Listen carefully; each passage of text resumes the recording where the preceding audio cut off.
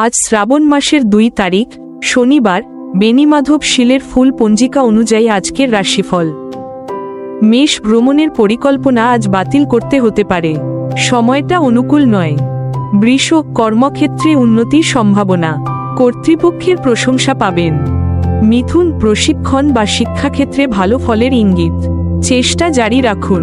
কর্কট, খেলাধুলা বা শরীরচর্চায় সফলতা পেতে পারেন। সিংহ, শারীরিক কিছু সমস্যা দেখা দিতে পারে, চিকিৎসা এড়িয়ে যাবেন না। কন্যা, নতুন উদ্যমে কাজ শুরু হবে, নিজের ওপর ভরসা রাখুন। তুলা, কাজের চাপ ও বাড়তি পরিশ্রমে ক্লান্তি আসতে পারে। বৃশ্চিক, ঘনিষ্ঠ সম্পর্কগুলিতে শীতলতা দেখা দিতে পারে, সংলাপ জরুরি।